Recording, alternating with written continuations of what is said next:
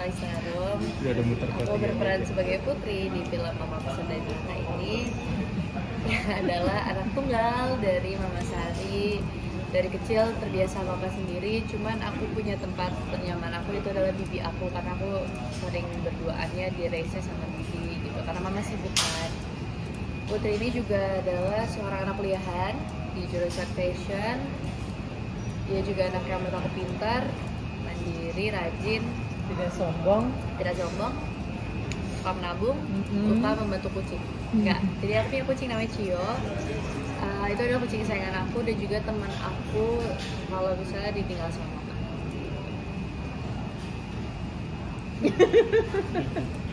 Hai. Aku Nova berperan sebagai Mama Sari, seorang pembaca tarot. Dia itu super sibuk, terkadang kesannya kayak nggak ada waktu buat anaknya.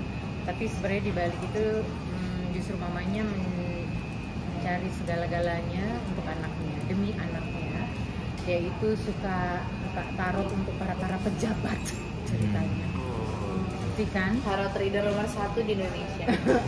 Benar gitu. Dan karakternya dia lebih ke strong mom gitu, bahkan kadang terkesan kayak cuek, nggak peduli anaknya, tapi sebenarnya bukan itu. Justru dia punya cara tersendiri untuk ngebesarin anaknya.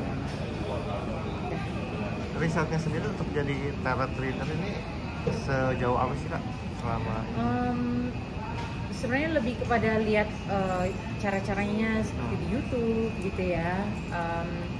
Terus ada gurunya juga yang memang ngajarin dari awal cara-cara apa basic yang memang harus didapati atau dikuasai oleh si Mama Sari ini gitu. Dari mulai cara shuffle, bagaimana membuka kartunya, cara membalikkan, terus membaca gambar-gambar kartunya itu, ya semuanya sih udah diajarin gitu. Dan beliau juga standby di lokasi syuting ketika kita udah mulai take, untuk reminder untuk dilatih lagi supaya nggak lupa. Tapi untuk selama ini belum pernah beneran Baca tarot. Sebelumnya pernah, cuman buat seru-seruan aja, nggak yang percaya 100% enggak gitu, karena kan ya udahlah, itu anggap aja untuk for fun gitu. Kalau yang baik-baik ya kita simpan, kalau buruk ya nggak usah didengar, udah begitu aja. Kalau kamu pernah pengalaman baca tarot juga nggak sebagai anak muda? Pernah. Jujur waktu di reading itu kita emang dibacain tarot beneran gitu, untuk kayak biar tahu gitu. Nanya beberapa hal juga, dan diajarin juga cara Shuffle dan membaca tarot. Sebagai anak pembaca tarot ya harus bisa gitu. Karena dari kecil aku sudah udah ngeliatin mama untuk kayak main tarot kan, jadi aku pastinya bisa. Tapi konfliknya kalau di film ini Kalista dan juga Kanova sendiri itu apa sih? Apakah karena kerenggangan hubungan relasi ibu dan anak, atau apa sebenarnya jadi konflik dari kalian berdua? Sebenarnya kalau dari aku sebagai putri ya, aku nggak punya masalah yang gimana banget sama mama. Cuman karena semakin aku besar, mama semakin jarang ada di rumah, semakin sibuk, semakin penuh ambisi dalam tarotnya itu, aku jadi ngerasa kayak dia neglect aja gitu as a child. Kayak kenapa sih gak pernah ada gitu, emang peduli sama aku segala macam, tanpa aku sadari dan tanpa aku tahu kalau sebenarnya mama itu sangat amat peduli justru sama aku. Itu dari Kalau tadi kan mungkin di teasernya juga ada kayak pesan teror gitu ya. Nah itu Kalista sendiri ngelihatnya seperti apa? Apakah juga punya relate dengan situasi kayak dapet enggak dong, teror karena pesan tapi masih scam kayak gitu? Enggak dong, kan ini kan ceritanya emang pesannya tuh dikirim dari orang yang sudah meninggal, which is nggak masuk akal. Maksudnya kalau misalnya aku sekarang dapat pesan itu, jangan sampai dong. Mungkin kayak pesan scam gitu dari orang iseng atau So far belum pernah.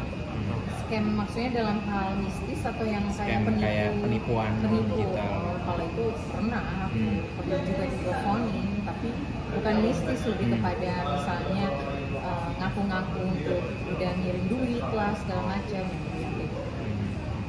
Pernah. Ini apakah kolaborasi pertama kalian sama Mas Kino? Kalau iya, gimana perasaannya di direct? Yang kedua. Yang kedua, yang pertama di Kafir. Kafir sama ini. Dan suka sih aku karena kerjanya profesional, kelihatan udah tahu apa yang mau dilakukan gitu ya.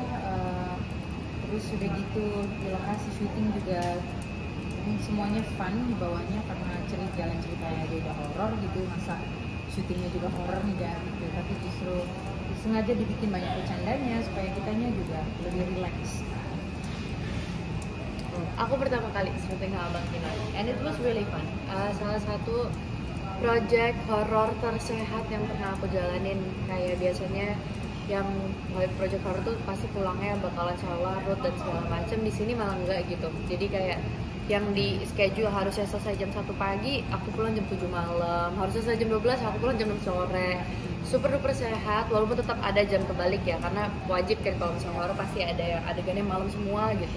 Tapi so far itu sehat banget gitu. Semuanya, maksudnya dari Kak Ima sendiri, dari Astradanya, Bang Kino itu mereka kelihatan work together as a team. Jadi di set tuh nggak ada yang bingung, kayak kan biasanya tuh Astrada suka cek-cek kayak Astrada ngomong apa gitu, itu bikin kita bingung. Tapi di sini enggak, benar-benar semuanya terkonsep, udah ngerti. Kayak aku ngerasa tim penyutradaraan tuh udah punya bayangan sendiri di otaknya. Jadi pas kita take tuh nggak pakai nunggu lama atau kayaknya bagusan gini deh gitu. Semuanya Satu udah visi ya, satu visi semuanya. udah terkonsep semuanya sih. Kalau secara unsur horornya sendiri sebenarnya apa yang baru atau kayak cukup sedikit berbeda dibanding genre horor Indonesia lainnya? Ini cerita horor urban di Bali. Aku juga biasanya kan sebelum-sebelumnya lebih di kampung, pedesaan gitu. Kalau ini dari syutingnya aja di kota, di Bandung. Jadi maksudnya, dan dari kostumnya gitu lucu aja gitu, kayak ala-ala gypsy gitu ya. Dengan rambut panjang, terus kukunya juga panjang, dengan baju yang memang rock ala gypsy. Menurut aku sih jadi nuansa yang berbeda juga. Nanti setnya juga keren banget sih. Aku salut sama tim artnya karena sedetail itu mereka mempersiapkan semuanya. Tadi Kak Nova sempat bilang kalau ini salah satu project terhoror yang pernah kalian. Boleh dideskripsikan gimana? Sehoror apa gitu? Lebih spesifiknya kayak gitu. Ya, sehoror itu memang karena aku pikir sebagai pemain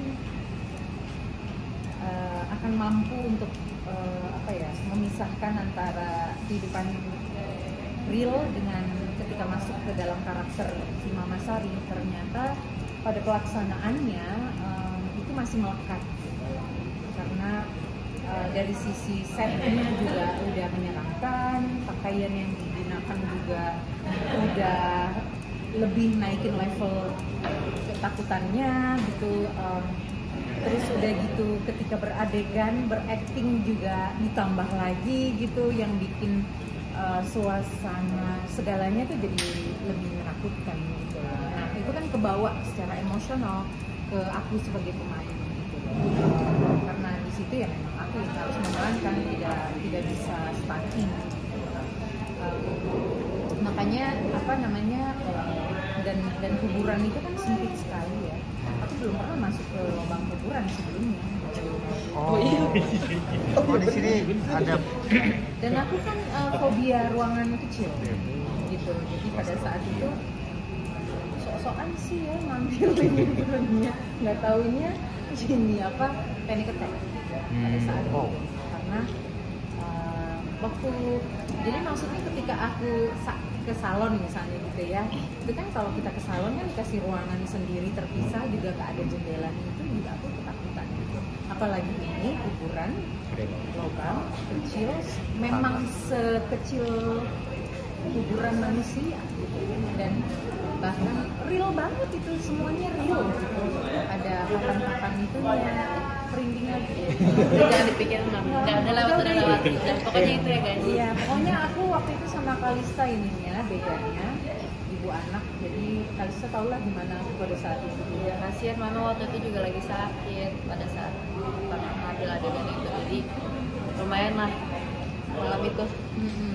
Tapi Kalista, kamu sempet shock nggak ngelihat Kanova panic attack sendiri pas di Aku adegan sih itu? Atau lebih understanding sih, karena aku juga paham, pasti aku tahu rasanya gimana, dan that's why aku ngerasa kayak oke, my thing memang needs space gitu. Jadi kayak kita semua emang juga kayak enaknya di syuting ini juga semuanya pada menghargai space masing-masing aja sih.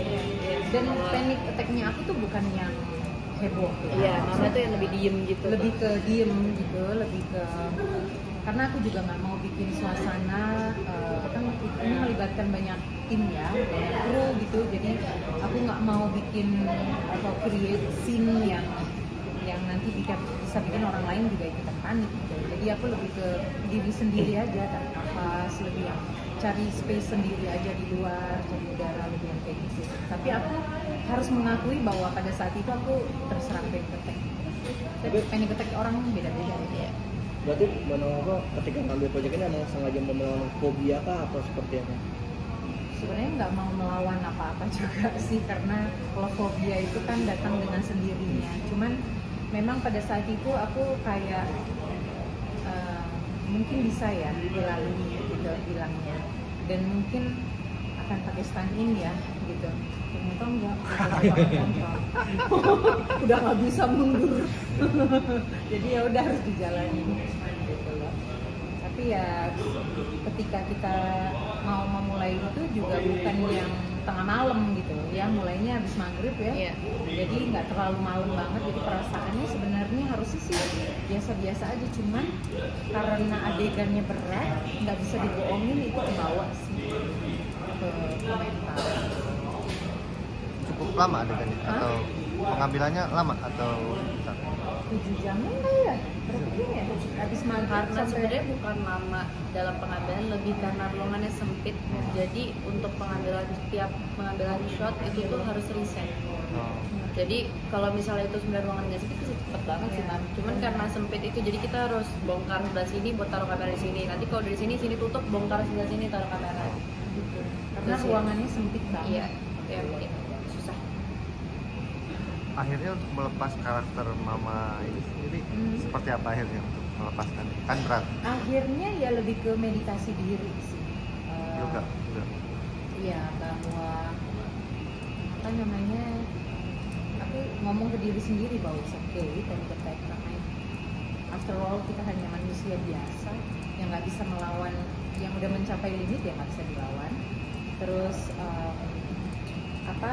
lebih ke doa ya, doa, meditasi, lebih kita bilang bahwa jangan terlalu melekat gitu. Jadi ketika masuk ke karakter ya sudah, cukup di situ saja sebagai Mama Sari. Lepas dari pakaian, lepas dari set itu ya jadi novel lagi, lebih nanti.